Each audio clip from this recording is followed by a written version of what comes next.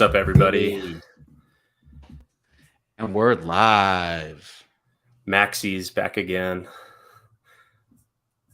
I love how we just the name MAXI. Like, see, in crypto is kind of like a bad thing. Like, you call someone, "Oh, you're just a MAXI," but like I feel like we totally own it, and it just like makes sense. Yeah, I actually didn't realize that till later on that like our token is a MAXI token. So, I mean, honestly, if you're a Hex MAXI, then you're a MAXI, dude.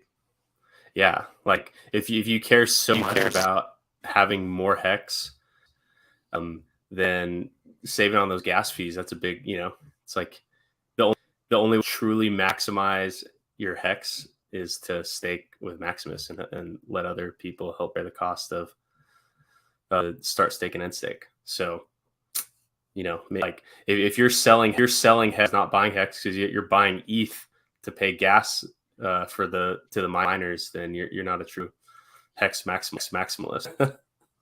Yeah. That's amazing. Yeah, it's crazy. Mm-hmm. Right, well, welcome back, everybody. Today we just wanted to get together, get on stream, talk about updates to the Hex stake on the Maximus Hex stake test that we have going on PulseChain, and then also we just wanted to kind of about and talk about what does it look like when there's two versions of Maximus, one on Hex, one on Ethereum, one on PulseChain. We just want to dive into that and about what that might look like. Yeah, we actually we were kind of intending to talk about like the future of Maximus definitely after the test phase was over. We're just trying to kind of keep the focus on the here and now, but some really great conversations going on in our Telegram that kind of sparked the conversation. Wouldn't want to say prematurely, but like it's exciting to know that people are thinking about the future. What's up, Naeem? What's up, Will? How you guys doing? Thanks for hopping in. Hey, there we go. The team's here, man. Thank you guys. OG Maximilians, OG Gladiators. How's the audio, guys? Is everything sounding good? Yeah, reply with something to tell us how good it is. I'm going to tweet the link. One moment. I have to discuss What's up, Hex Matt? What's up, Mr. E? Naeem said all good, so that's awesome. Perfect. Wait, major echo on the audio. Shoot. Is it both of our mics or is it just Dipcatcher's mic? Say something, Dipcatcher. Okay. Hello. Hi. I've been hearing a little bit of an echo. I don't know if it's your mic, and I don't know if I'm echoing as well. Okay. Oh shit, it's me? I'm echoing? You're the echoer. Is it? Oh wait, it's both of us. Try, I know it'll cut the quality a little bit, but maybe it's best if you just drop to your computer mic. Both of you guys using, no, we're not using OBS, we're using StreamYard. It was working yesterday really well. But I think can you hear me? Trying, wait, go for it. Can you hear me? Yeah. Okay. Yeah. So I just can't use my microphone. We'll figure that out. Little technical difficulties, but yeah, guys, let's see. Audio is perfect. The guys, Hex, I was hearing a little bit of echo too, but I think it'd be better if Dipcatcher just on his computer. But yeah, guys, thanks for hopping in. So Dipcatcher, why don't you give a little update on the public test phase that's live? Yeah. So right now we're in this the second to last day for the 5-day test stake for Maximus, and so pretty soon here we can run the mint hedron function in the contract, and then that will claim that the hedgeron that the test stake earned. And then after tomorrow, we'll be able to end the stake. And then when you redeem your MAXI, you'll not only get Hex, but you'll get your portion of hedgeron. So in this step, what we're looking for is we're looking to make sure that the calculation of number of hedgeron redeemable for MAXI is correct. We're trying to just make sure that works, because this we haven't tested this part yet. This is the first time we're doing the hedgeron integration, and we're also going to be testing to make sure that the hedgeron gets distributed properly during the redemption step, and make sure there's any issues there. And so far, we've already found a couple ways to make the code better. Things that could cause just like weird behavior related to the hedgeron minting. So, overall, we through this test, we've already found good ways to improve the contract, and then it should be pretty close. So I've already fixed that, and so if that's the only last thing that I need to fix, then the contract is ready to start sending to different auditors and find a quote and figure out the best way to get an audit of the contract. So luckily the contract is very simple, and it follows the kind of like industry standard practices, and there's no weird things that have to do with like looking at oracles, because sometimes that can go wrong, and there's very limited attack surface or failure surface, and so hopefully it should be a pretty easy thing to audit, and then we're going to just keep moving forward from there and get ready for the public minting. Definitely the goal is to have it ready by the PulseChain launch, because while we could just like launch the contract on ETH and then also launch it on PulseChain in the event that we aren't ready for the Pulse, if the PulseChain launch really creeps up on us, it'll actually be really nice to have the MAXI on Ethereum be equal to the MAXI on PulseChain, because it'll make that price discovery process between MAXI on ETH, Hex on ETH, that trading pair versus the MAXI on Pulse, Hex on Pulse. If the initial supply of all of those is equal, then that PulseX liquidity pool between the bridged MAXI from ETH onto PulseChain and the PulseChain native MAXI, that'll be really interesting price discovery there, because what you'll get to see is the market pricing that gas fee difference, because we're the assumption now is that the gas on PulseChain is going to be cheaper than the gas on Ethereum, but since like that gas is like one of the main drivers in value capture from the end user's perspective, we're going to be able to see the market pricing that difference of like, what is the value of a pooled hex stake on Ethereum versus the value of a pooled hex stake on PulseChain, where those values are kind of bridged together by the value of the hex on PulseChain versus the value of hex on Ethereum. So I think when that launches, that's going to be a really really exciting market to track. And so providing liquidity across those markets may actually be a really valuable and a high yielding way to utilize your assets. So definitely looking forward to getting this out the door. Yeah, I actually hadn't really thought about starting like with launching before PulseChain versus not, kind of starting at the same point of the same size of pools. I think that's really interesting. Yeah, and again, even if we didn't launch before PulseChain, which I confident we will, but who knows? Richard could just pop it off like in like 3 weeks. Who knows? But if we do launch after PulseChain, the fork, then essentially, you will get your hex copied over as well. So you would just have to mint on both.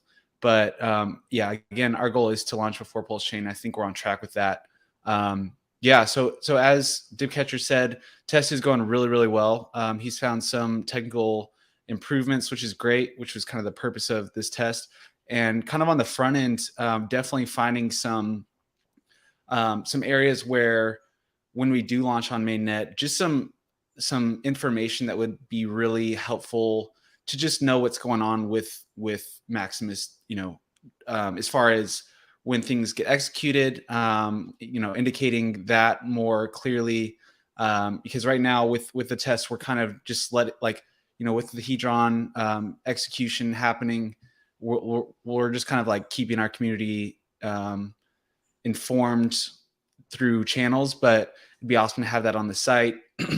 We're also learning a lot about what the dashboard will look like for MAXI holders. We had some ideas going into this test phase of what good information we want to show, but especially with this integration of Hedron, we want to be able to show what that would look like as well, or that value on the dashboard as well. So Naeem said, what is expected multiplier for Hedron claim? So that's actually something, it's really dependent on when we launch. I think we could possibly lock in a 1x multiplier if we do.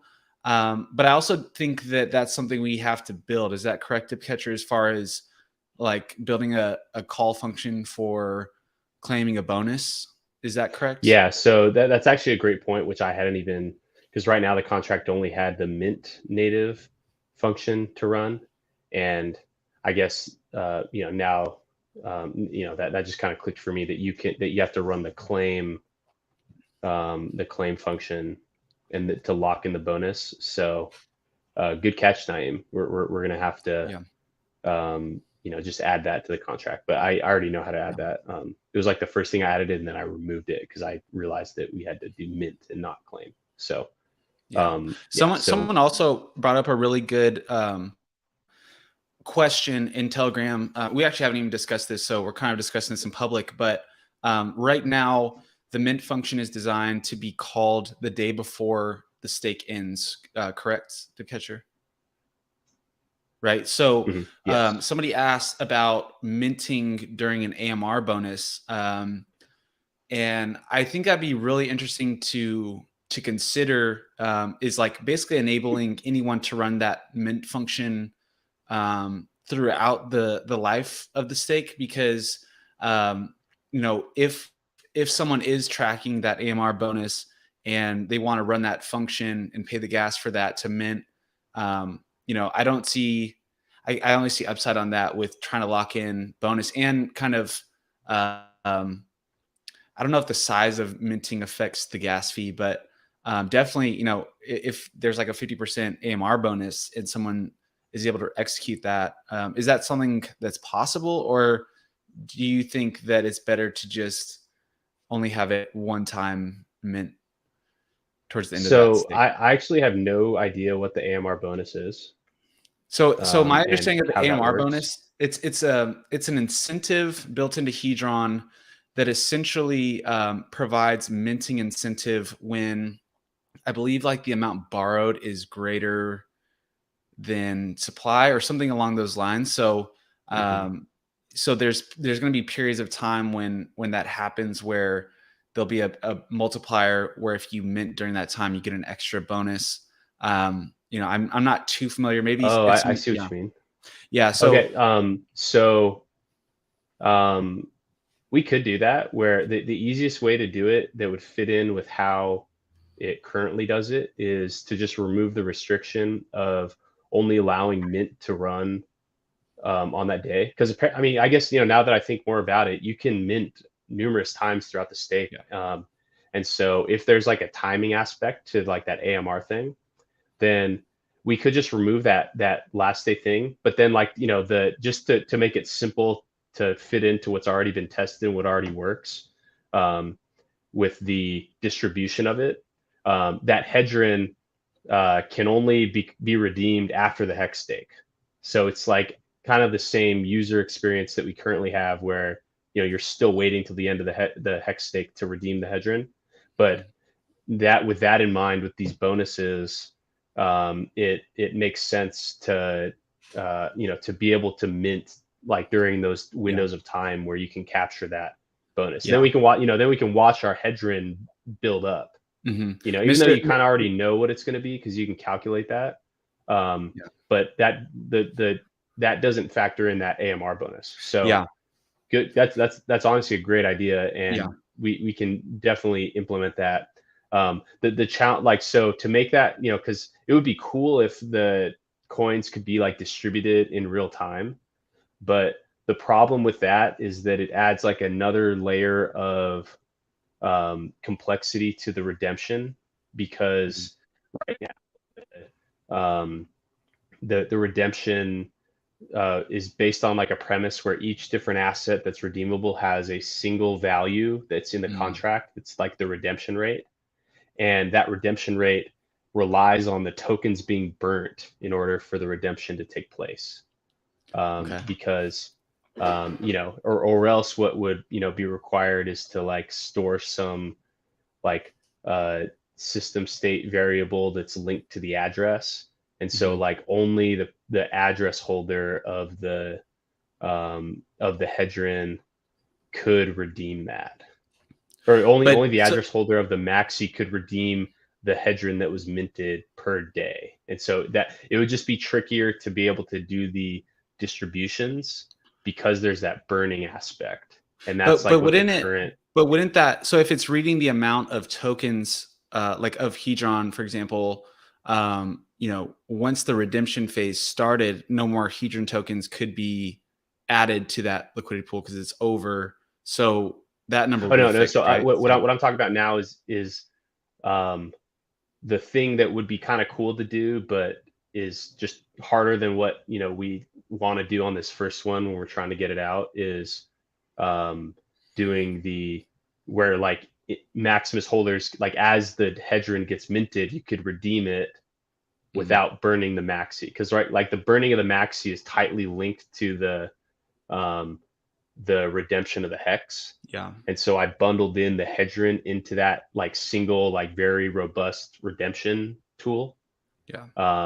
And you know, just because like I'm certain that that'll be more reliable and, you know, easier to test, easier to audit, easier to you know, prove works. To that point though, I think I personally, I mean, by the Hedron being, you know, essentially locked until redemption, I personally kind of like that as an added speculative bonus of backing MAXI, because you know, if people are able to redeem that max or that Hedron throughout the process, you know, then that lowers the backing value essentially of per MAXI. And for people with kind of an accumulation mindset, I would think that, you know, it's kind of like the I've been watching Hedron in like the NFT space. It's like the people that haven't minted their Hedron, their HSI stake is more valuable because that's still attached, right, to that stake.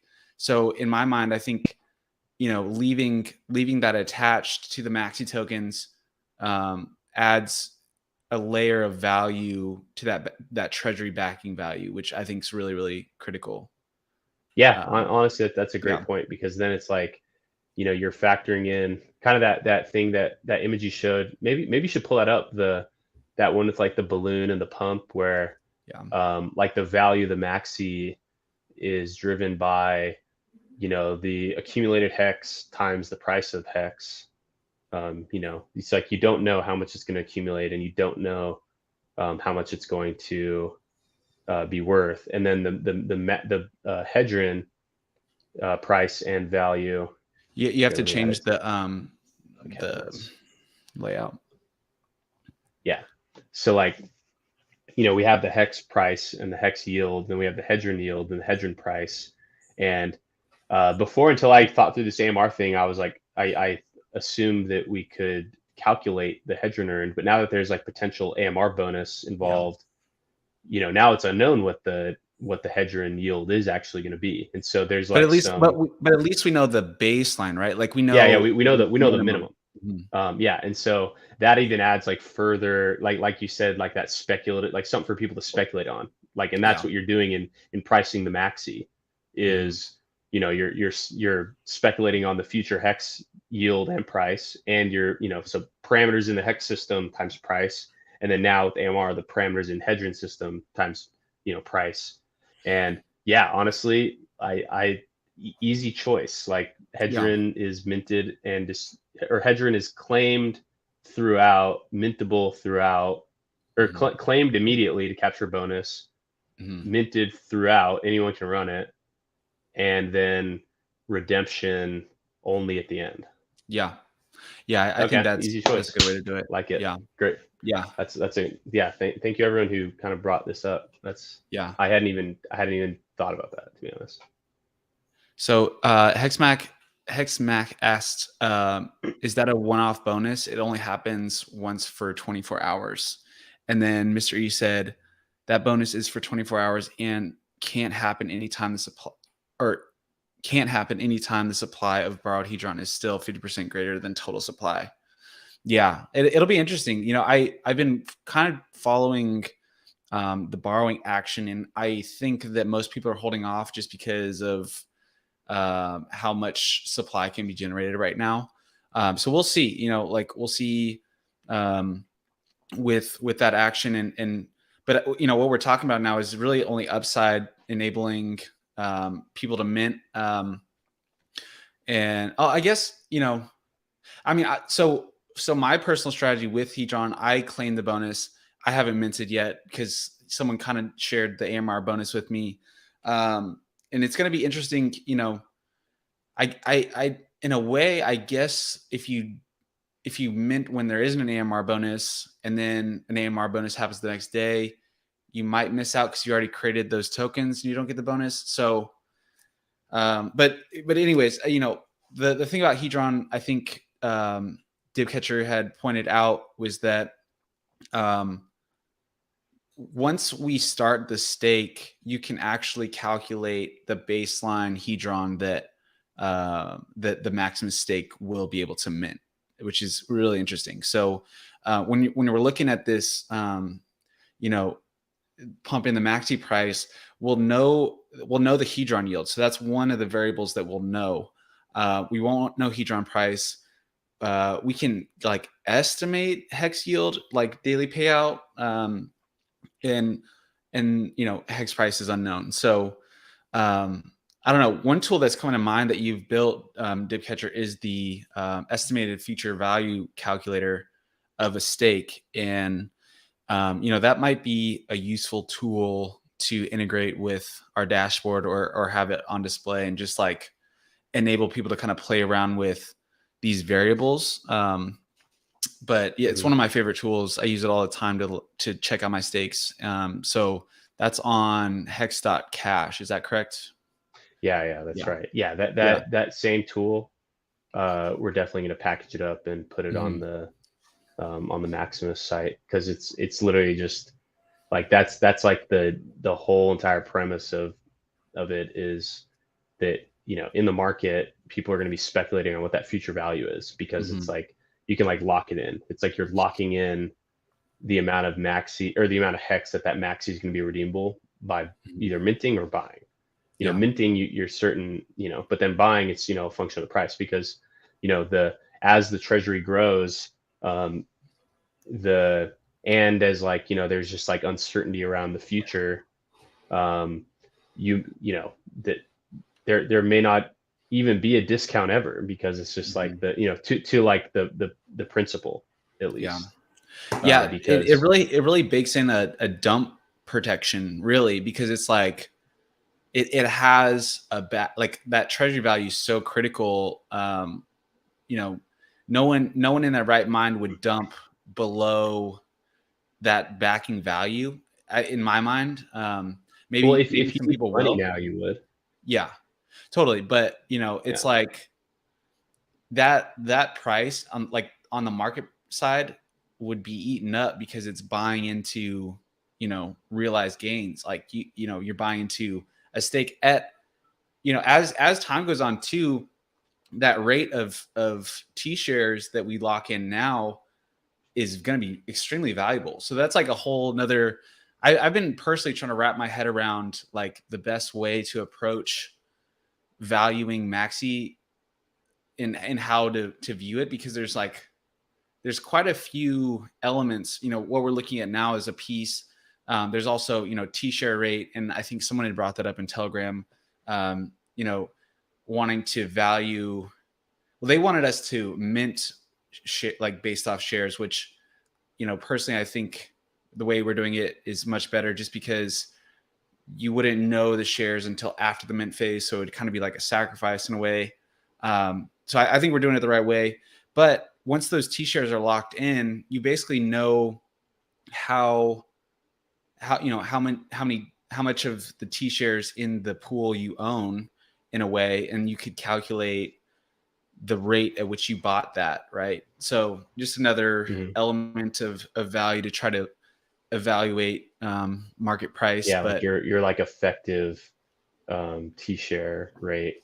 Yeah. And also what's really unique about it is because each MAXI, it's like, it starts out where MAXI is backed by 1 hex.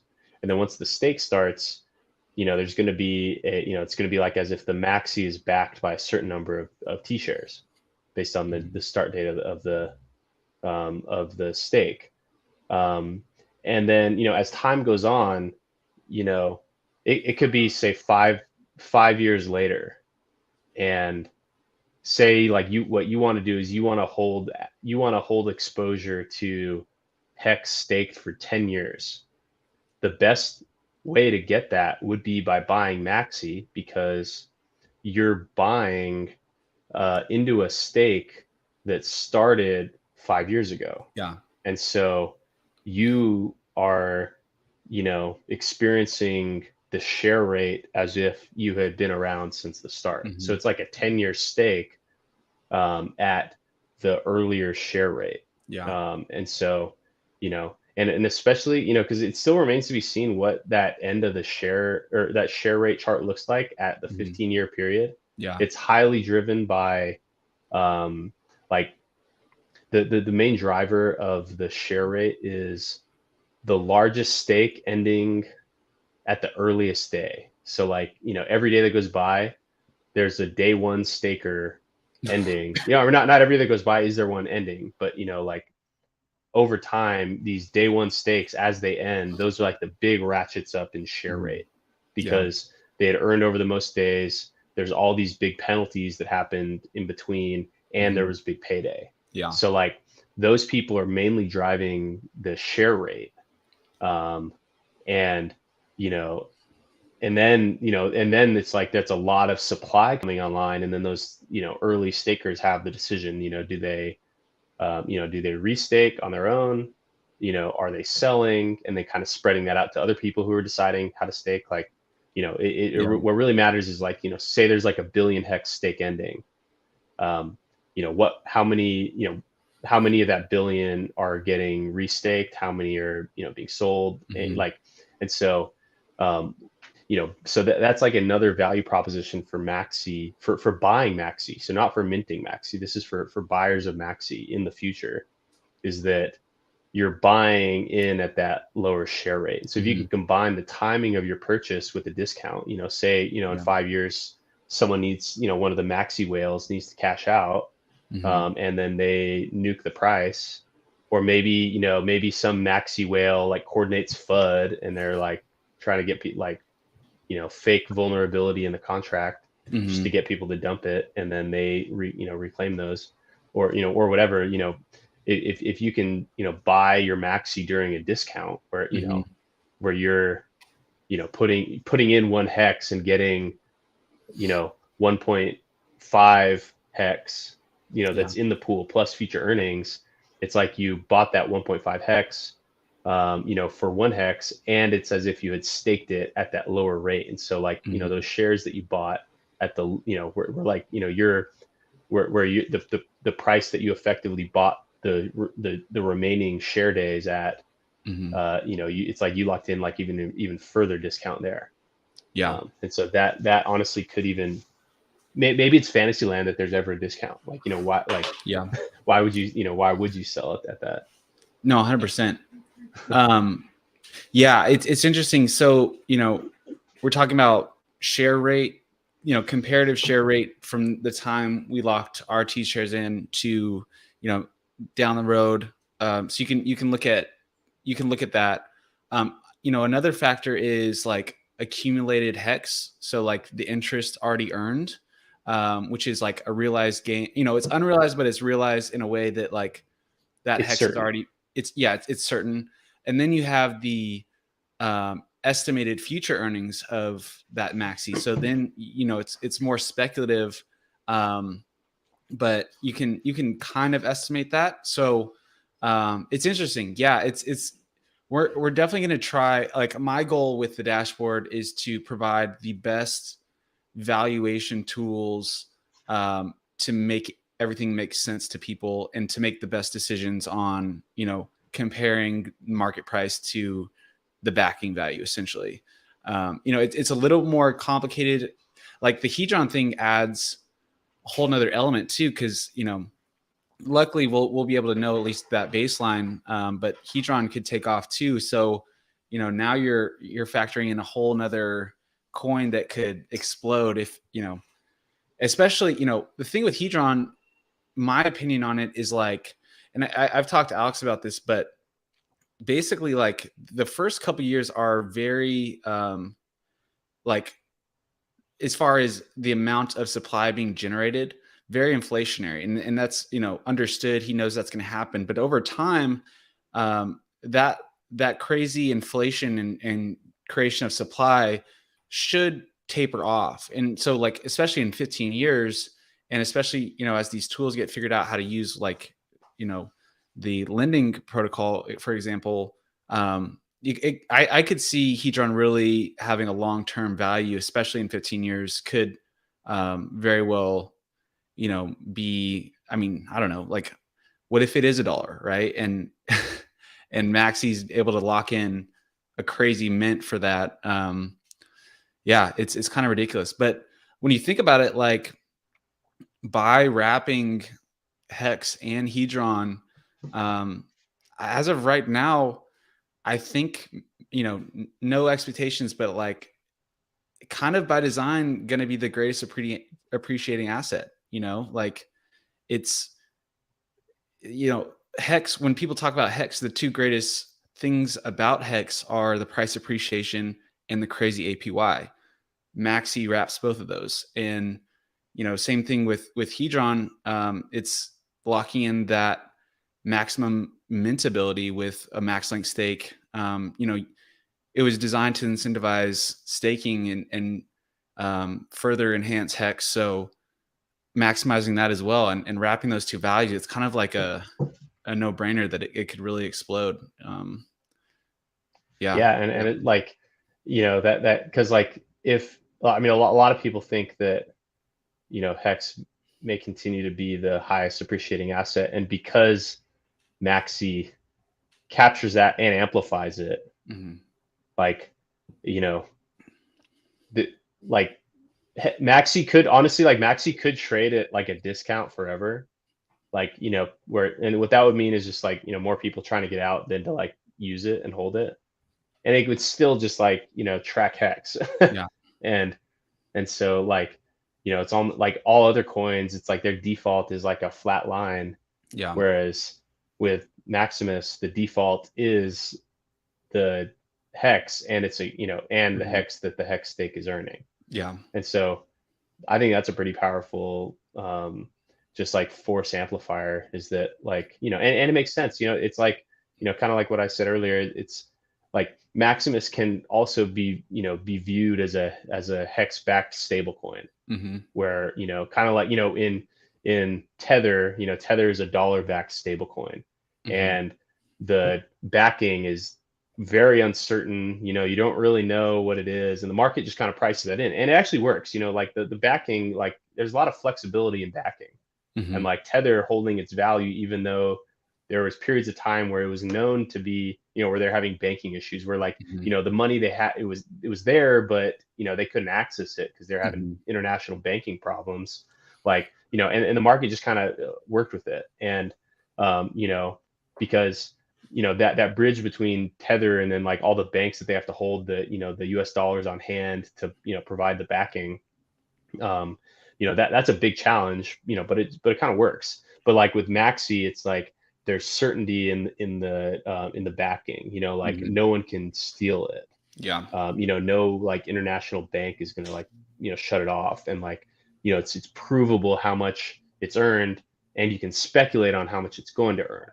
You know, whereas like in Tether, it's like, you know, you can not really prove what it is worth, but you're speculating on the risk that you're not going to be able to get your funds out. And so, you know, but since the Tether price really hugs, you know, maybe it fluctuates, you know, under 1%, you know, it's just like, that's mainly driven by people like actually, you know, cashing out or like, you know, buying it. And, but also, you know, sometimes there's added demand and like a premium on Tether when, you know, during a bear market maybe. And so, you know, where people are trying to exit into those assets, and there's only so many of them until they commit more. And so, but yeah, I mean, I think that thinking about it kind of like a, you know, like a stable coin that pumps because it's backed by, it's stable relative to Hex, but you know, because of, you know, the staking mechanism and just like, you know, being such a strong reserve asset, you know, like Hex has a good chance of pumping relative to other things. And so building a stable coin backed by that thing is like pretty, you know, it's like a cheat code. 100%. Mystery said, whenever Hex price pumps to all-time high, we may see people selling their MAXI to take profits and could get some discounts on MAXI then. Yeah, great point. 100%. Let's see. Hexmax said, you can go.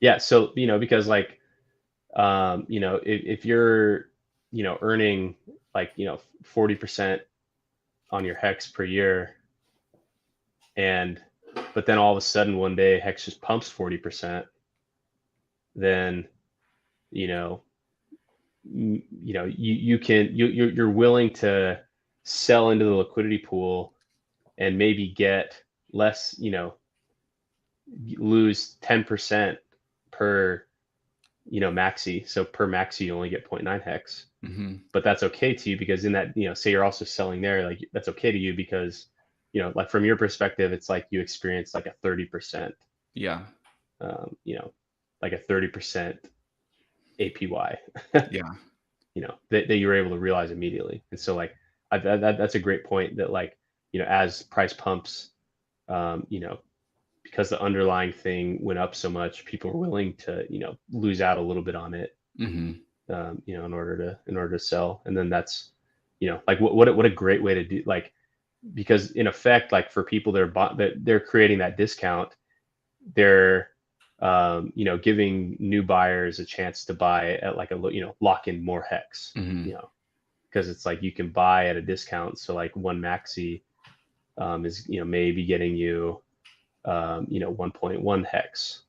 And so like if you're buying, you know, it like, or like trying to accumulate more Hex, you know, like buying MAXI when it's at a discount could be a you know, a good way to just like amplify what you're earning. So Naeem asked, what will be the main pair on market? MAXI Hex, MAXI USD, MAXI Hedger. So MAXI Hex for sure. Because, well, not for sure. The largest one is going to be the one that people gain the most from providing liquidity for, and with the least amount of risk. And so MAXI USDC, that may be a pretty tough market to provide liquidity for, because if you believe that the value of Hex is going to go up, you know, over time, and since MAXI is like backed by Hex but like amplified, then MAXI USDC really won't be a good pool to provide liquidity for, because you experience impermanent loss. Like rather than putting up MAXI and putting up USDC in a liquidity pool, you would have been better off buying MAXI with that USDC. And so that opportunity cost of like having not bought the, you know, and provided liquidity and then watching the price of one run, and then the price runs and then you end up with a lot of the other thing, then, you know, those people may, you know, they'll experience worse performance than the MAXI Hex pool, because, you know, because it has that like redemption value is like the center of, it's like gravity, like it like kind of, it's like the center of gravity like pulls it in together. That like provides like a range where like the price can reasonably trade upon. And so you as a liquidity provider, you make money as like price ranges. You lose money when price trends. You make money when it ranges. And so since it's likely to range about that redemption value, it'll be the liquidity providers will experience less of that what's called impermanent loss. And so that's kind of what I'm expecting. Looks like we got Aaron. What's up, man? Igloo Bamboo. How you guys doing? Feel free. We're just chatting. Feel free to drop any questions you guys have. We're talking liquidity pairs right now. Very, very excited for it. Yeah, it's interesting because there was a big conversations going around with Hedron and the OA's involvement with creating a Hex Hedron pair. And it was really interesting. We had a really good discussion in the chat about, giving the OA like tokens just cause, and personally, like it just, I really thought through that a lot, and it just doesn't really work out for Maximus because we're not generating tokens out of nowhere, right? Like when people mint MAXI, they're putting up Hex, and it's immediate. And so, as much as like having the OA create a big liquidity pool, it just doesn't fit into the functionality of Maximus. We kind of pride ourselves on like a fair token distribution. There's no pre-mine with Maximus. We're not allocating any tokens for our team or marketing budget or anything.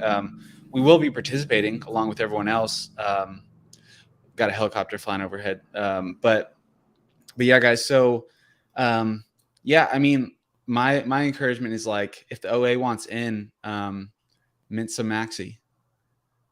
Because also like I didn't quite understand that question. Can you hear me? Yeah. Okay. I switched my microphone, but like just giving the coins to. Am I echoing?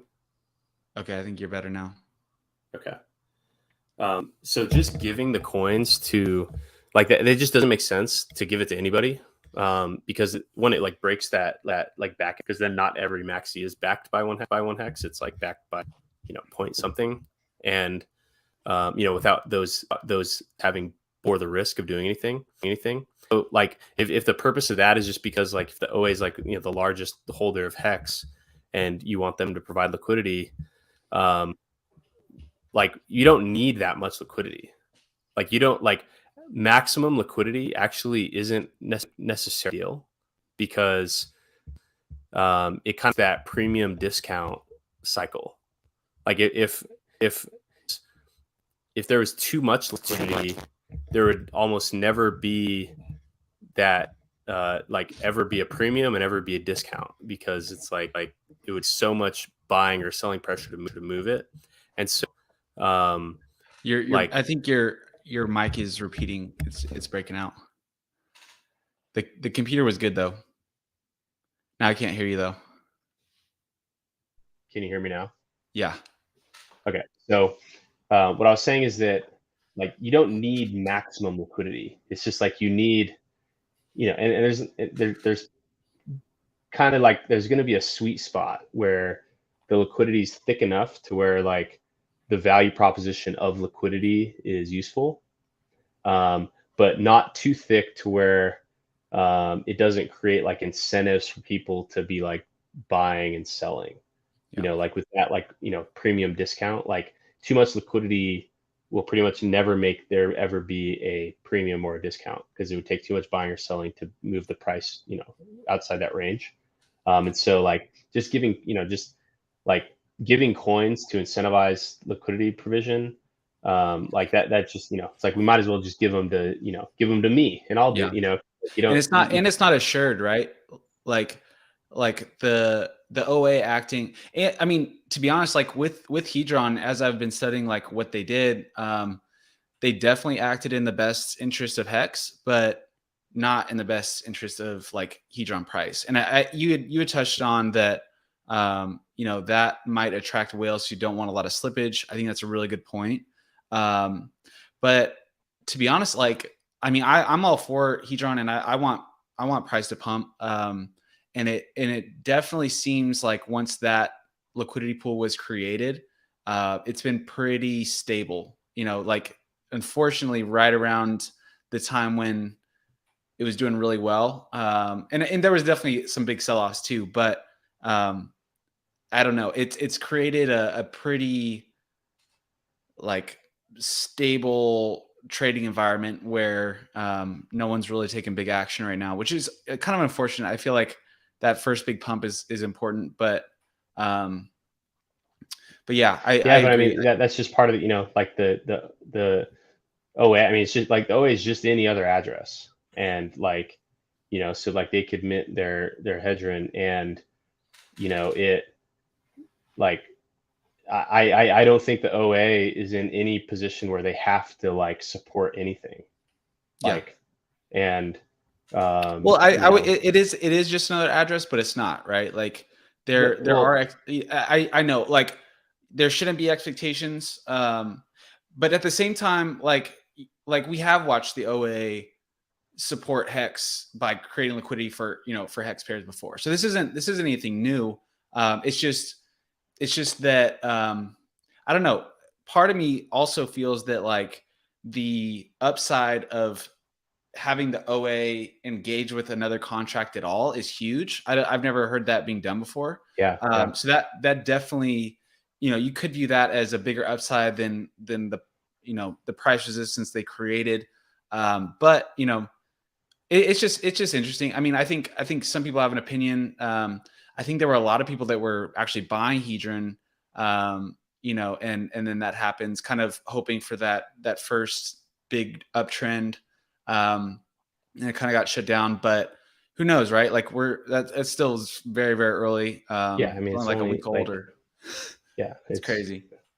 Yeah, and these things they'll trade forever, and so they'll always kind of go through these cycles, and and each thing is just like one aspect of the supply and demand. Yeah, like OA adding a bunch of liquidity.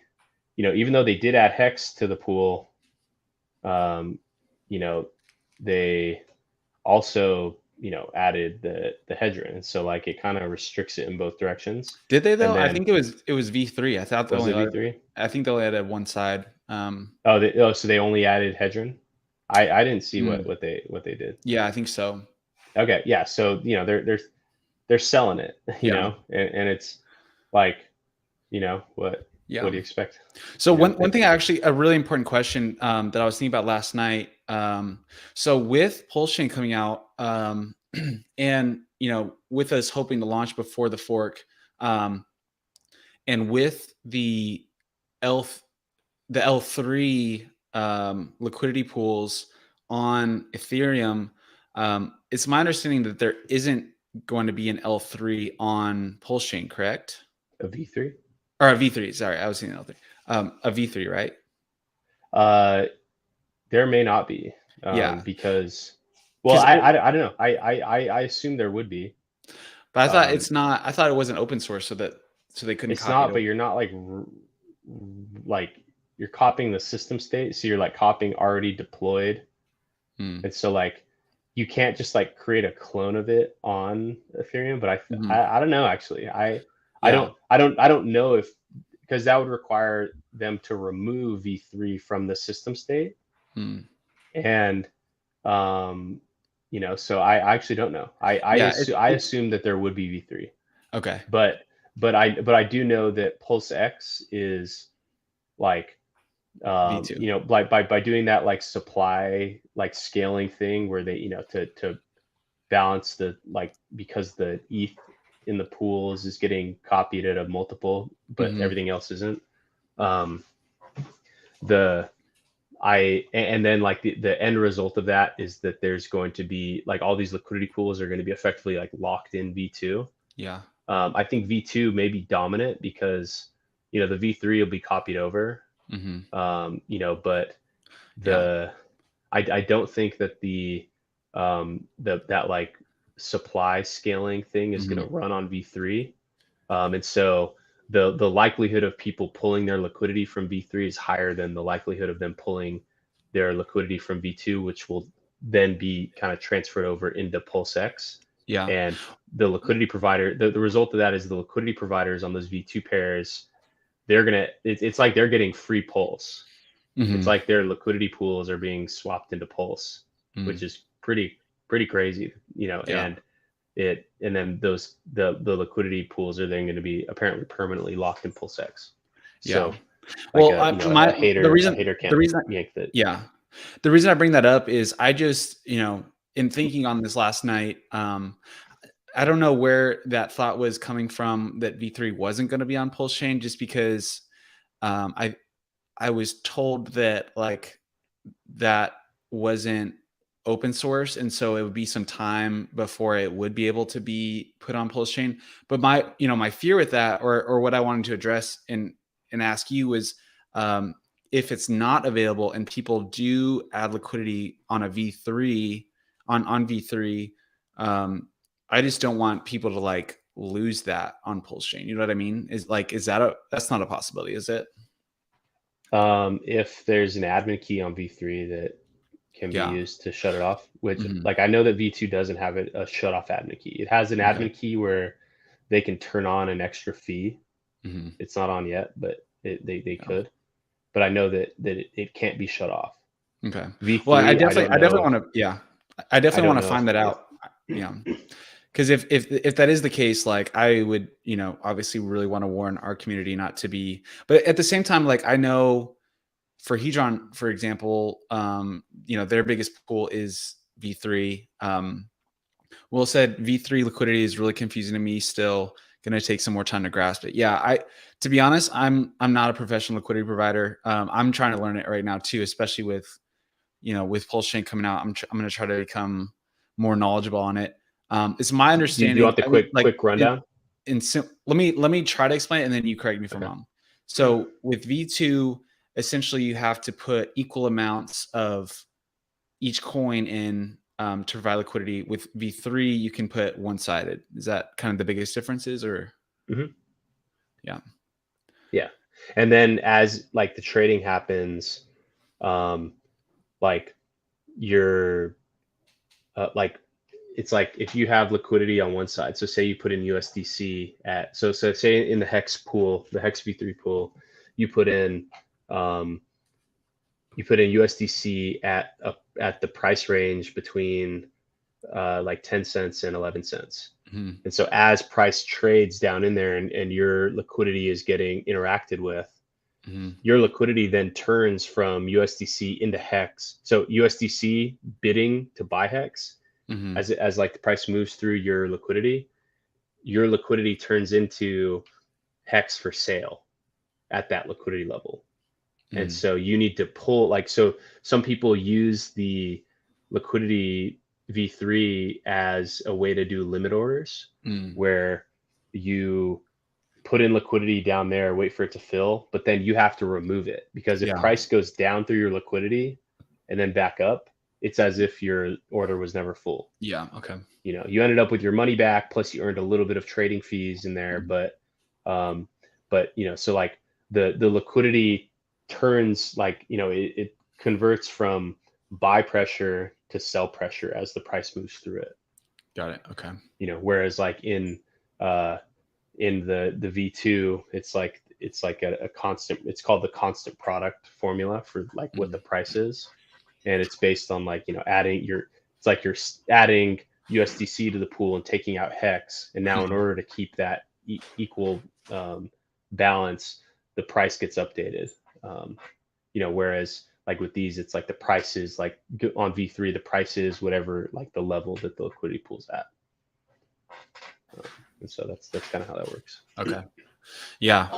I think we should definitely dedicate, for you guys out there, Brian is the person that teaches me like everything I know about crypto. Crazy story. We actually started a startup together back in 2016, and it was a virtual reality social media platform. And so we worked on that for 3 years, but towards the end of that, What was that? When did Simple Token come about? Was that? That was in November of 2017. 2017. Okay. So we got connected. I'll actually let you explain the Simple Token story and like that whole thing and how that came to be.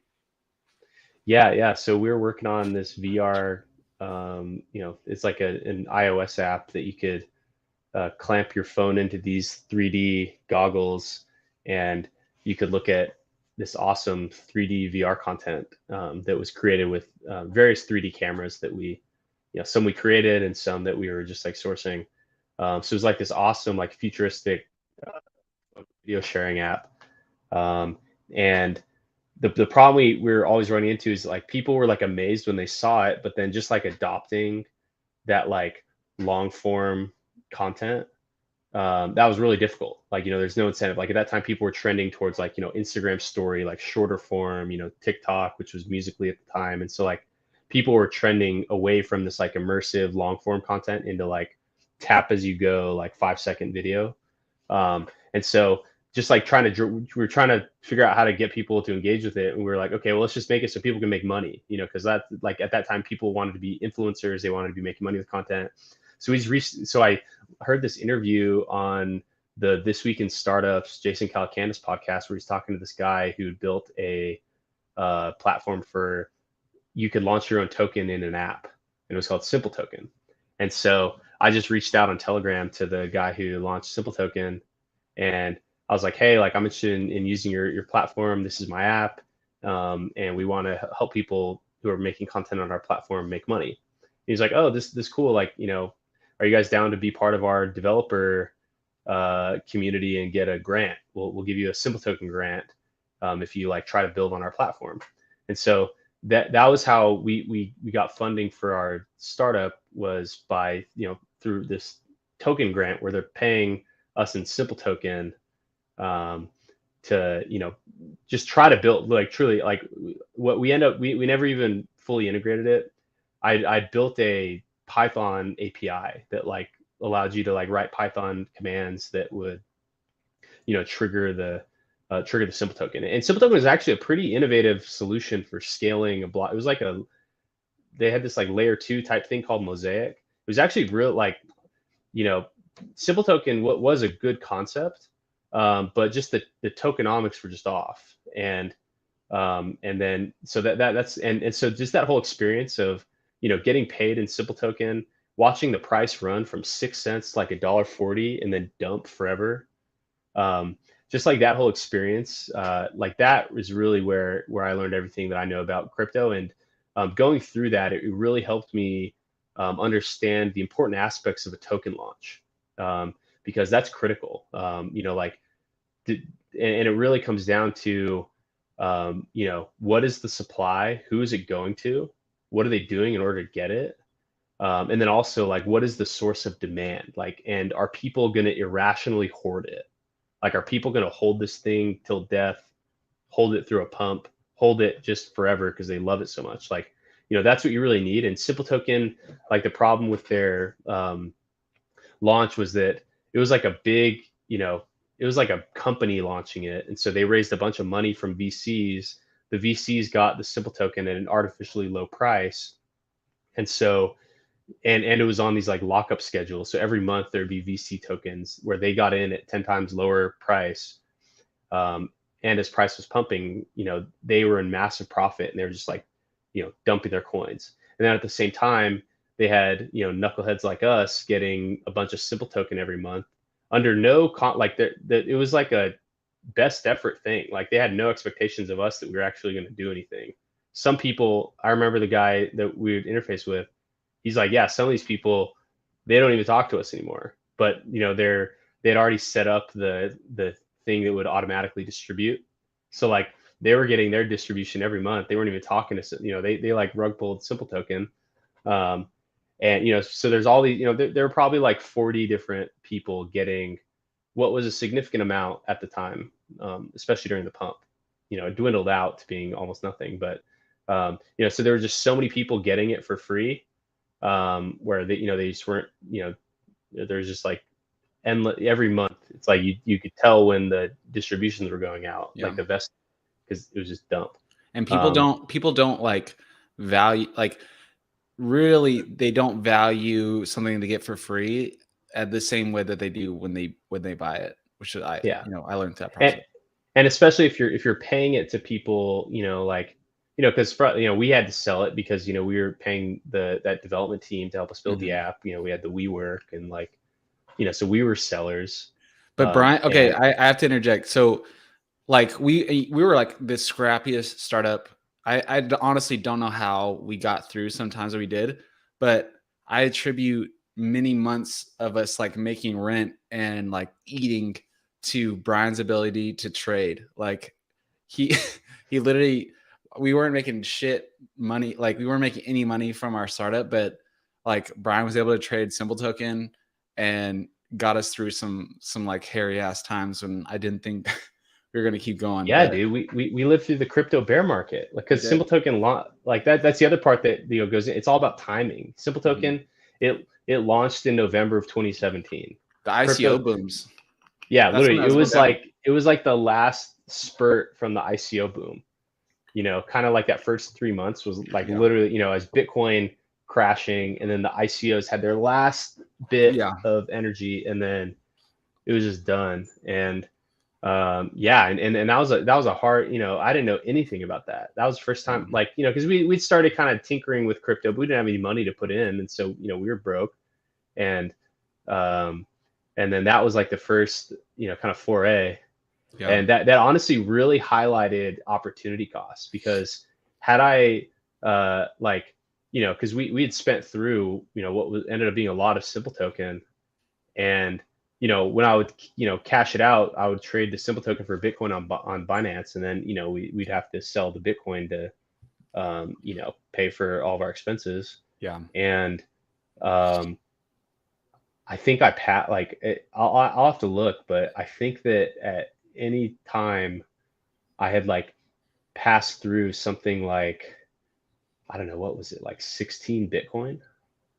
Because at the time Bitcoin was like between 20,000 and 3,000, and it was meant to be like a $50,000 grant over 2 years, and it ended up being a little bit more than that. But like there was like, we passed through a lot of Bitcoin, and had we just held that Bitcoin and claimed the Hex and then all in on Hex, it would be a whole different story. Whereas we were selling it to work on the app, which ultimately we just couldn't get enough customers, and there wasn't the demand for the mobile VR app. Hexmax said you guys were meta before meta was a thing. That's cool. That's so funny to say that, man. Like, dude, we invented literally like, so I mean, we were like right in the middle of the virtual reality boom in like 2016 2017, and it was all the rage. Everyone thought it was going to hit, and we were taking a very different approach because we were trying to make it as easy and accessible to everybody. Everyone was like really focused on the higher end headsets, which sucked at the time. Like they were all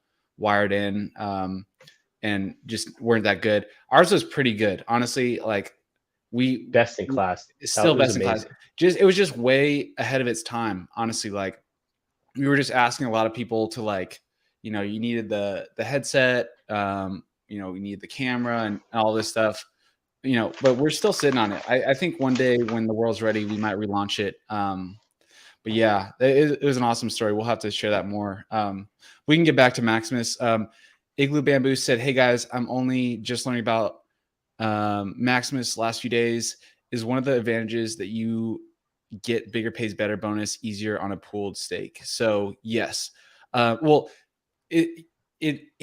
I like to say that we're optimizing for the bigger pays bonus, but it's not guaranteed, right? So with the bigger pays better bonus, up to 10% bonus, up to 150 million hex. So, I was doing the math the other day, still a lot of money, right? Like to get to 150 million hex, pledge the contract, quite a lot. And, it's a great goal to have. We're going to try to grow this community as much as possible, and we'll see what happens. No guarantees, no promises there. But the way I like to think about it though is like, if you're thinking about bonuses, the longer pays better bonus is actually way more significant. It's 200% versus 10%, right? So, and that's guaranteed with our MaxLink stake. So that's locked in. And the beautiful thing about Maximus is that it's maximizing those bonuses, but you're not locked in like you are with a traditional stake. Nothing wrong with traditional staking. I still have stakes, and I probably will still stake traditionally or natively, however you want to say it. But I really think it's advantageous. Yeah. So one thing I would add to that is that while the bigger pays better thing, the maximum that can give you an additional 10% earning capacity. It increases how much you're earning per hex staked by 10%, whereas longer pays better increases the amount you're earning per hex by 100%. And it all depends on what the gas cost actually is to end this, combined between starting the stake and ending the stake.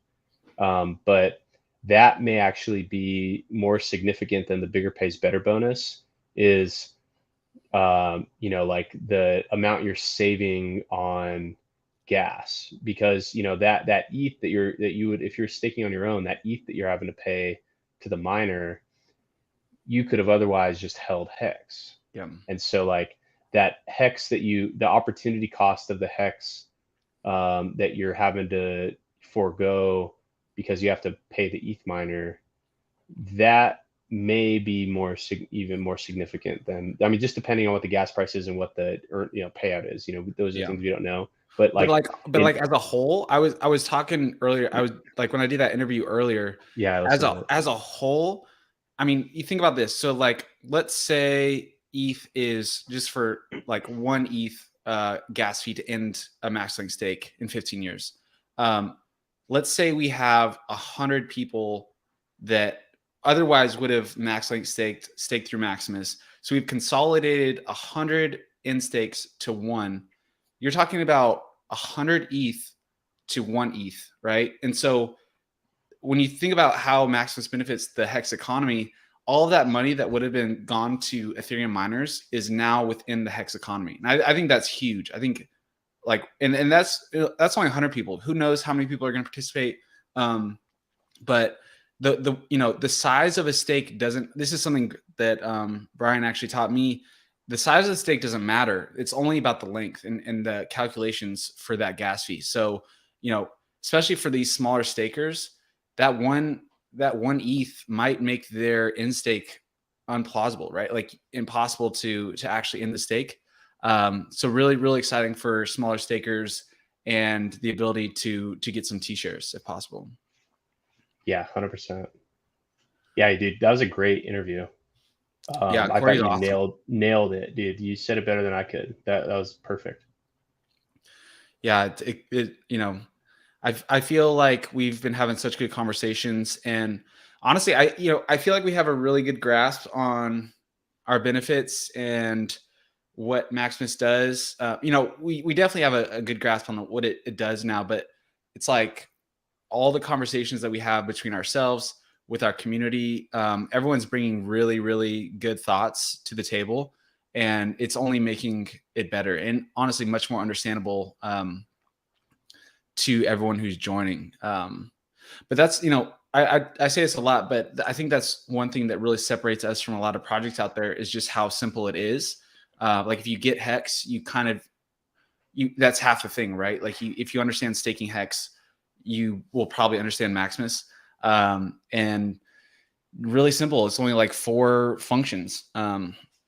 So Hexmax said, whose channel is that other interview on? I'll actually drop the link to it in the chat. Or maybe I'll drop it in the Telegram. I'll drop it on Telegram if you guys want to watch that later.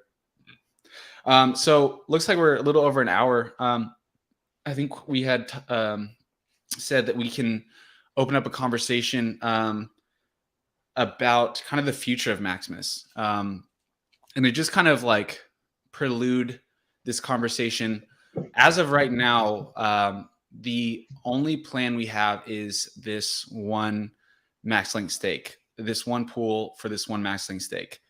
So all the things that we are going to discuss right now are possibilities, but they're not in stone. And we really don't have a firm strategy to implement these.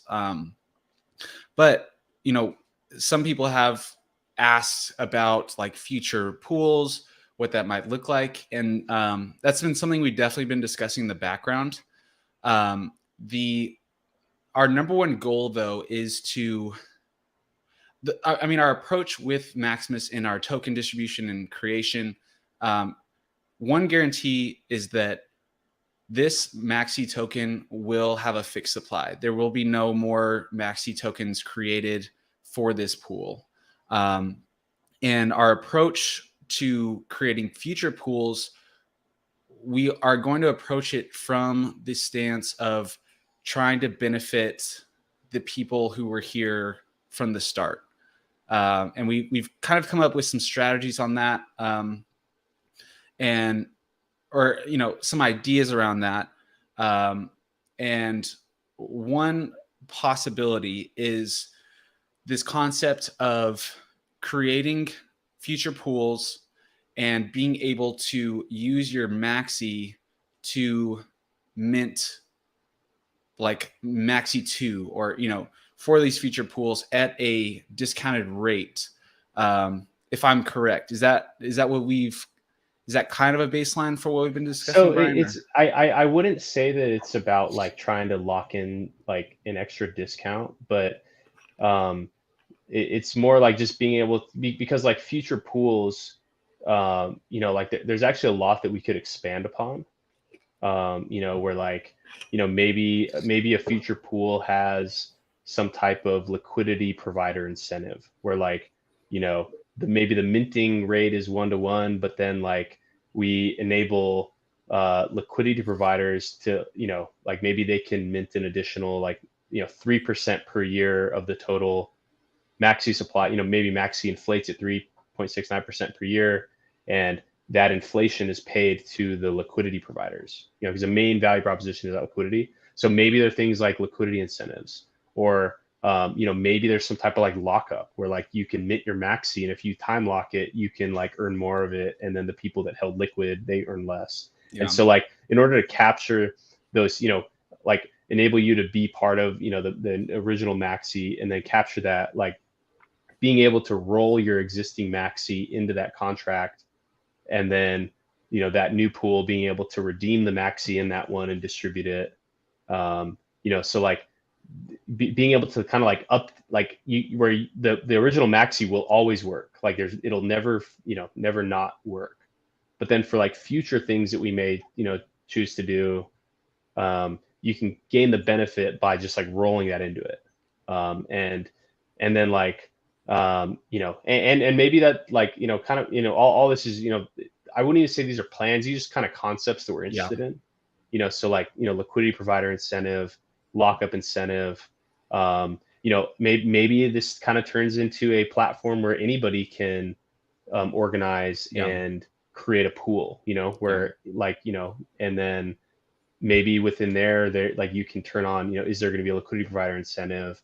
Is it backwards compatible? Like can you mint this MAXI with other MAXI tokens or other tokens that have been created by kind of like the Maximus ecosystem, and then like just like those types of things, to where like we can continue to build upon it, but like we don't need to do all that innovation today. Exactly. Because like it bring like to me, I mean, even it kind of like if you didn't watch the last video, the original idea was ongoing minting, ongoing staking, but that presented the challenge of appraising the value of Hex that you're depositing like on an ongoing basis relative to like the value of the Hex that's already there. And then like with the redemptions, like do the people that deposit later on get to redeem from the same pool at the same rate as the people that did earlier? So there's always challenges and like things that would cause us as the creators of it to like make decisions and like more like assert the value of something, because you're like it'd be us like asserting that the value of a new Hex relative to a existing staked Hex is like this rate in order for that minting to work. And so rather than doing that, just like issuing these pools on new tickers, like new contracts, and it's a new token, and then just letting the market always be measuring that value difference. that to me, it like alleviates the need to actually make a good decision on like how do you appraise the stake versus new coins being minted with. And so like not having to make that decision at all and just allowing that value, that price to be discovered in the market, on the trading pair between, MAXI A, which is backed by 1 million hex that started their stake in January versus like, a MAXI B, which is like 150 million hex started later. Where like they're all redeemable for underlying hex, but maybe one is just because they're different people and different pool A versus pool B, they're on their own, they all have their own needs and their own premium discount cycles. So like maybe you can sell MAXI A at a premium here and then immediately buy MAXI B at a discount over there. And the result of that is kind of like a bonding of those liquidity pools. And, you ended up with more MAXI just because, people over here are paying a premium for this one. Maybe they're paying a premium for the older one and then, maybe a discount on the newer one. And so, that whole concept of, just like where each one is its own token, that actually like, it makes the whole thing more resilient and it prevents like these weird incentives from taking place where like, around the edges of like how that like initial value is asserted, maybe just creates these, and just like complexity, it's like we can offload difficult things about it to the Uniswap pool.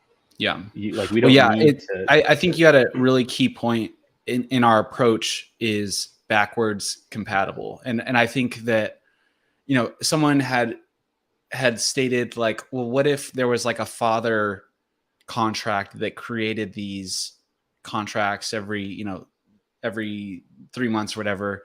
And I, personally, that's just a big risk. Like trying to solve all the problems with one contract now, I think like I said, one of the key components of this Maximus contract is its simplicity.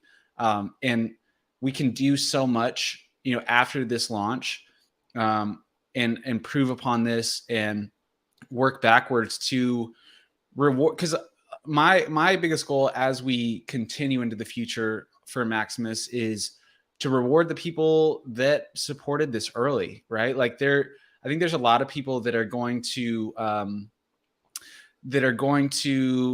watch it, and that's totally fine. I think that's a fair strategy. And naturally, Maximus has a natural bonding curve built in. So, the best rate to get MAXI is during the mint phase, 1-to-1 hex.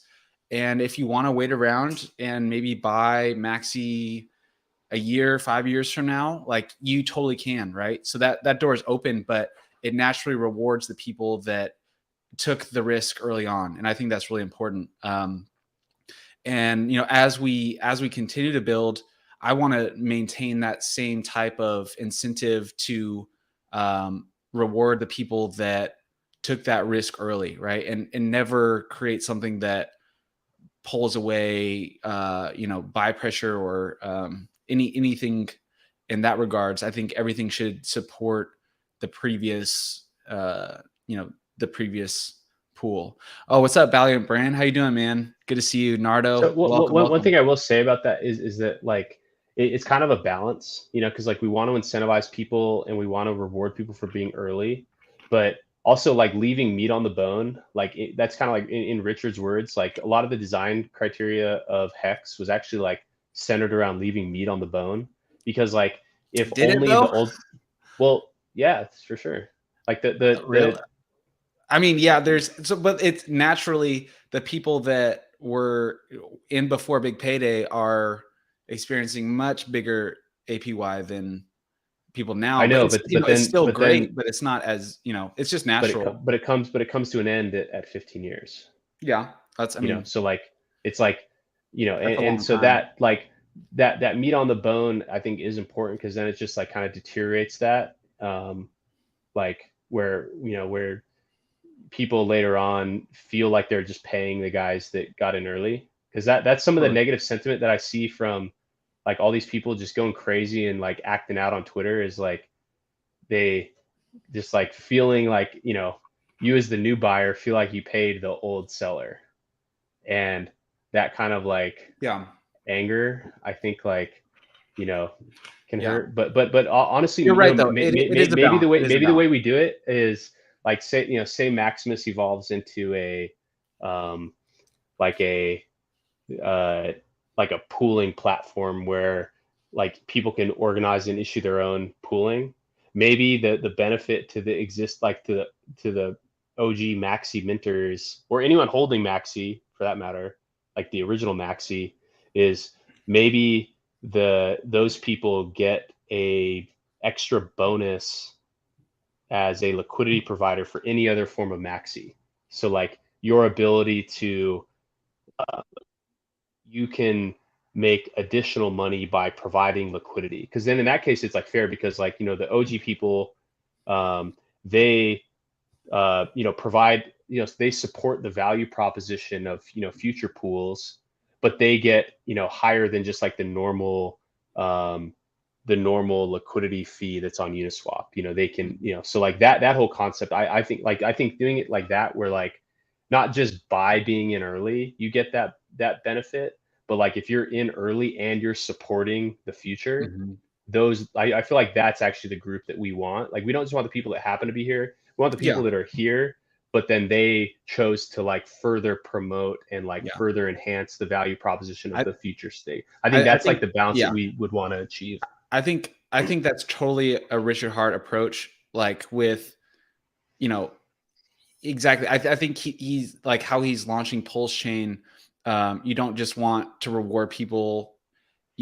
He's created an incentive to actually utilize the tokens on PulseChain, right? Otherwise, you lose them. So I 100% agree. I think that's a great approach to balance, and be really interesting to see that play out. But yeah, I mean, again, guys, if you're just tuning in, we are talking about possibilities. We're talking about, just ideas. None of these are really set in stone. And, a lot of these have been sparked by some community ideas about what the future of Maximus could look like. But it's exciting. I think, I think it's really good to view this as an experiment. But it's like a cheat code experiment in a way, because like, we've created it in a simple way. So we've really alleviated, smart contract risk, there's no counterparty risk because it's, fully immutable. We're doing our best to approach this, lowering the risk for everybody. But at the same time, it is an experiment. And we do talk about what the market price could do for MAXI. The only thing that we do know for a fact is, the utility that we built in with earning yield from a max length stake and minting Hedron. So those are kind of those are like that treasury redeeming value. Market price could tank, but at the same time, great opportunity to buy MAXI and buy into a stake. So I'm rambling, but yeah, this is really exciting. I love, we've talked about this concept before of being able to enable anyone to start their own pool at some point. That may be, we're still working on like an official roadmap for this future, but maybe a little further down the line. I think we would probably launch some tokens integrated together, or I mean, some pools maybe integrated together first to kind of test out that relationship. But I mean, that would be really awesome if people could launch their own pools together, and create some investment clubs. But maybe like organizers of that, like, maybe original MAXI holders can earn, because like this MAXI, for like our pool, there's no fee, but maybe for future pools, like that could be an option where you could lock in an organizer fee, and maybe like a way to incentivize the Maximus holders is like everyone who holds OG MAXI, maybe they get a portion of that fee. Whatever your fee you charge to your pool, an equal amount is broken off and distributed to the, where like like OG MAXI is like the governance coin for that, like, stake pooling platform. And and they get that, maybe they get that those coins broken off so that they can then provide liquidity. And and then maybe capture like that liquidity bonus. Yeah. But who knows? These are all ideas. Like, and we've been really deliberate about limiting the scope of this initial issuance, because all these things, like these would be very like hard to implement, and you have to get it right the first time. Yeah. And so like reducing the difficulty of implementation and reducing the things that you have to get right immediately. Totally. That just leaves us a lot more flexible in the future and increases the success of what we're doing now. So like we've been deliberate. I'd say like we've got in our entrepreneurial journey, we've gotten a lot better at like honing in,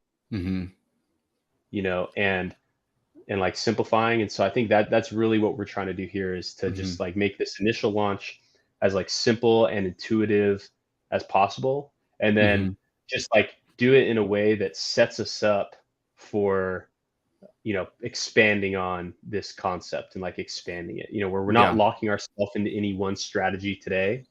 But because like smart contracts are extensible, and you can kind of build upon them and like integrate them into other smart contracts. Having this like solid footing just puts us in a really strong position to build upon it in the future. Totally. Yeah. I've expressed this to you, but I was very wary about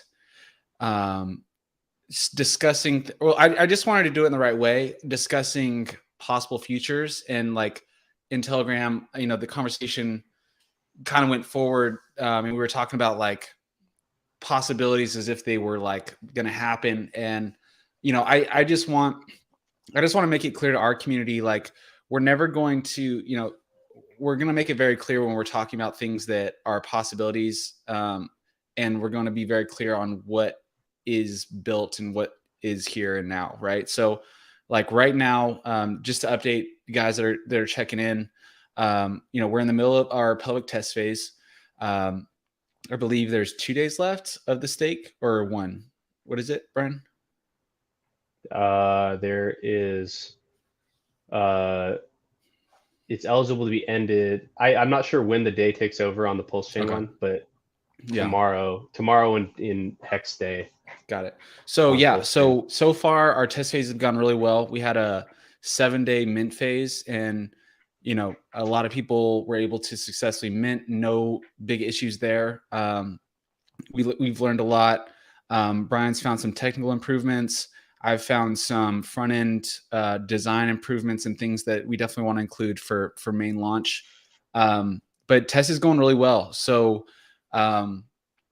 with the stake ending, I believe in 2 days, then the redemption is available. So anyone holding MAXI will be able to redeem hexahedron from the pool. Won't be obviously a big return. It was a very short, 5-day stake, but you should be able to see that it did gain some return on PulseChain testnet, which is really, really cool. And if that all goes smooth, we're going to be working on an audit and getting quoted for that. And then, our goal is to, continue to make improvements on our end, improve the front end, really need to work on the dashboard. And then, there's a lot of pieces of information that I want to include on our website, just so that everyone's really informed on what the contract, like where in the stake the contract is, as far as like executing functions. So we'll definitely be improving that a lot. And then, our goal is to launch before the fork. So that'll double everyone's MAXI holdings on both chains. And we were discussing this earlier, but going to be really, really cool to watch price discovery on both chains. I think we'll have to run a poll later. Who thinks MAXI on which chain will be popping? It looks like you would be really cool to do is like just see like a diagram of like on Ethereum, like the MAXI hex pool, and then the MAXI hex pool on PulseChain, and then the MAXI bridge pool. And like, because like if you're holding liquid hex, and MAXI. You're getting both. Yeah. You can provide liquidity on the MAXI hex pair on each chain, and then you can provide liquidity for the MAXI pool on each chain, and then you can provide liquidity for the hex pool across the chains. Just so much yield opportunity. Yeah, and that's like yield on things that are likely to track together. And those are the ones because you don't want to provide liquidity where one's just going to boom and one dumps forever. So if you think that the value of Hex is, if Hex is going to be valuable, like on both chains and not just like run away on one and then dump on the other, then provide for all of those pairs, one just like further reinforces that like value backing. But also like, if those are all like range bound things, MAXI Hex is very likely to be range bound. MAXI and Hex, it's still uncertain because we don't know which one is gonna, are whales on one gonna dump and just like only prefer one. That's really what kind of drives it, that relative to the onboarding.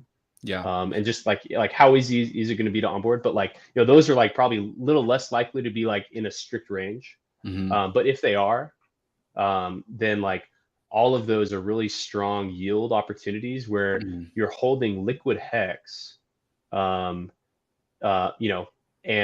so you're not like at least for the Hex that you're holding and providing liquid for, you're not driving the APY up, or you're driving APY up, but you're making up for having lost out on APY from Hex staking by doing the yield farming. And especially if there's like additional like PulseX benefits for providing liquidity for Hex. Like that can be a way where, you're not, because by doing that, you're not necessarily you're not like pushing the Hex USDC price down, because your coins are there in that liquidity pool. But you're earning, so it's just like an alternative yield where there's like, where the thing you're holding is liquid. And so there's a lot of opportunity. Looks like Valiant Brand, haven't listened enough to know much about it. Stoked to learn more. So I'll give you guys, for the people just tuning in, I'll give you guys the elevator pitch, what Maximus is. So Maximus is a smart contract for pooling for a MaxLink Hex stake.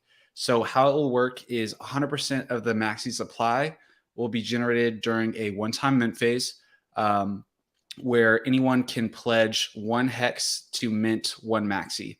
So not a sacrifice phase. Immediately, you'll receive your MAXI when you mint.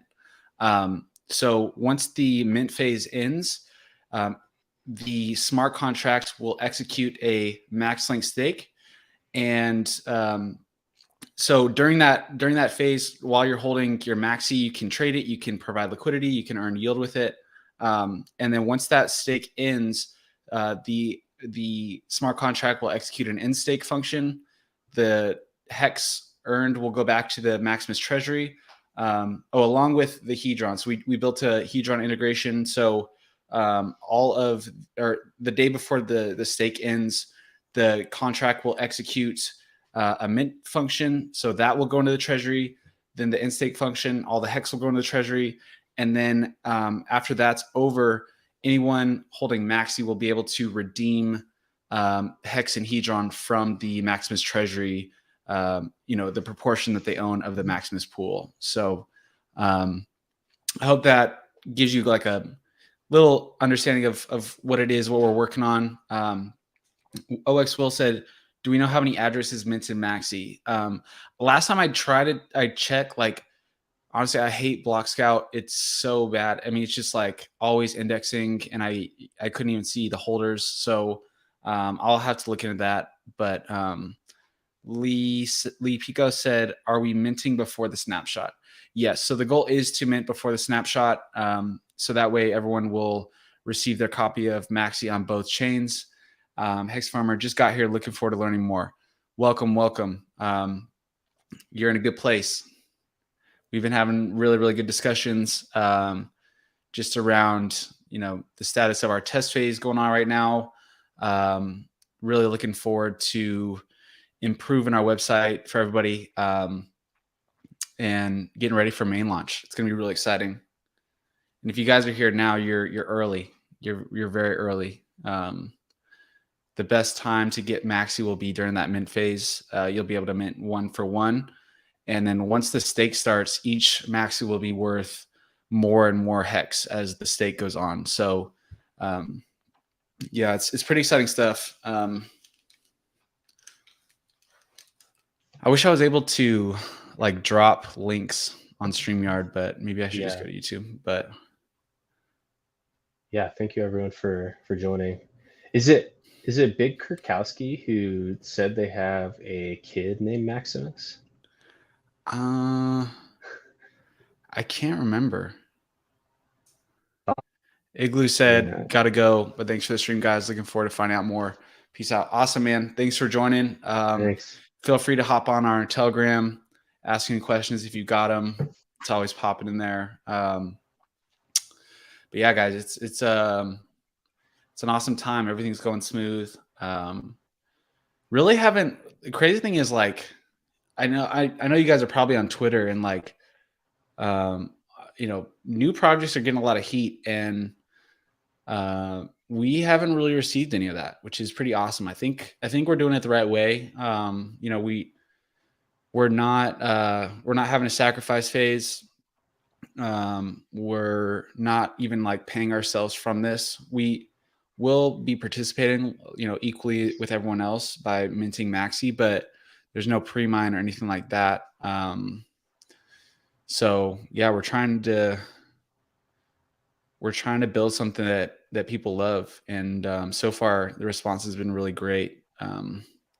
No idea how much participation we're going to get, but there's only upside to more participation, right? So up to 150 million hex is a 10% bonus. So that would be awesome. But regardless, by pooling, you'll be getting a bigger bonus than if you staked on your own, which is really awesome.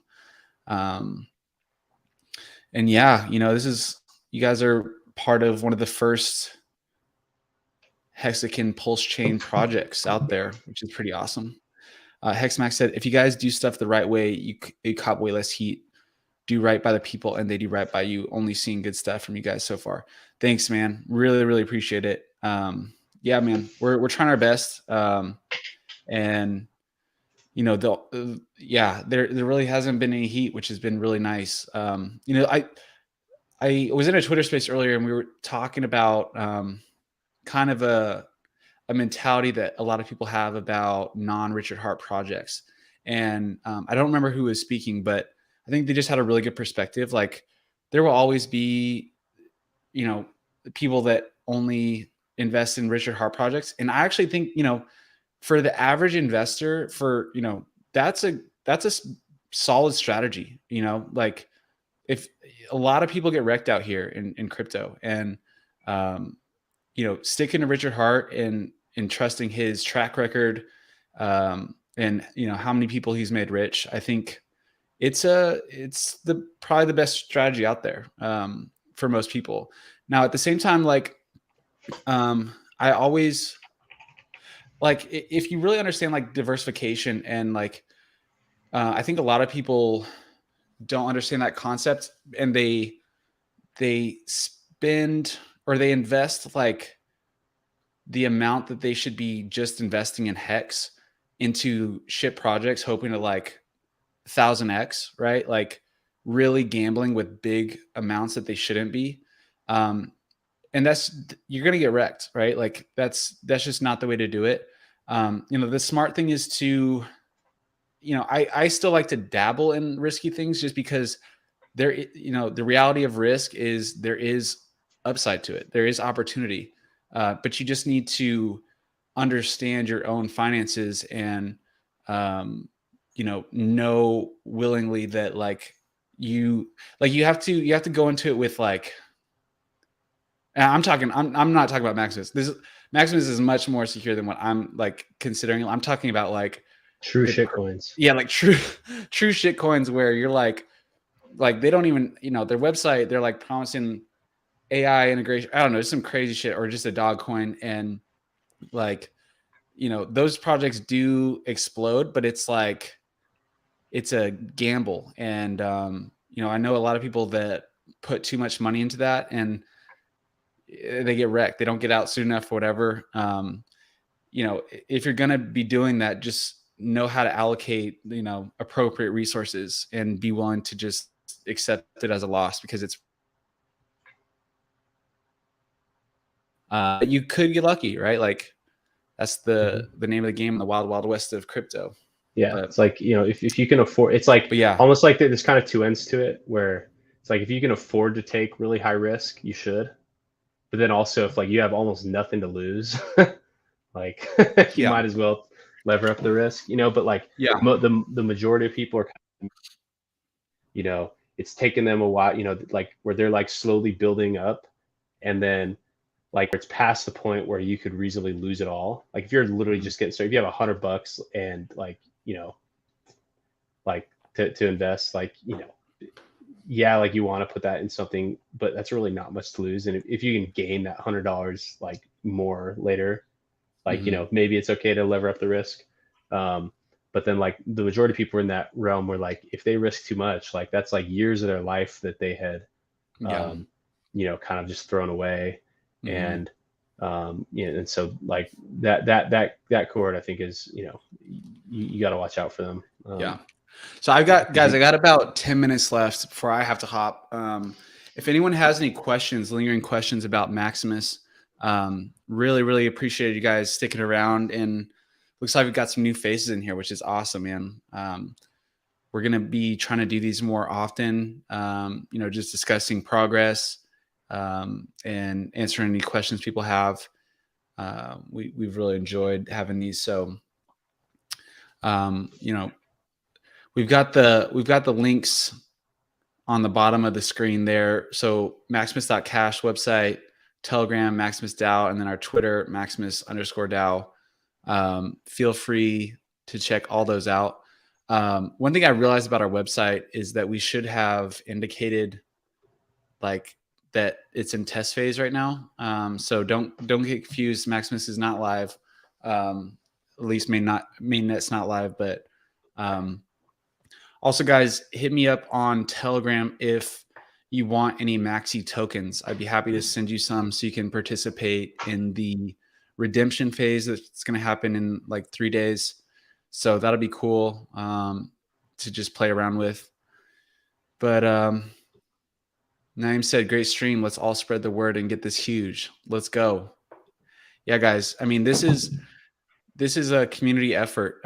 You know, we're working on this and building it, but as far as like marketing and stuff goes, I mean, we've been really lucky. Naeem, you're one of them. We've gotten some people in our community that are like answering questions and reaching out to people, and it's really awesome. That's like so encouraging, and it really helps us out, and allows us to kind of focus on building. But we're gonna continue to market as best we can and spend as much time as we can out here, because we really, really believe in this. So yeah, guys, looks like no one has any questions, but yeah, thank you so much. Hit that subscribe button and smash that. Smash that like.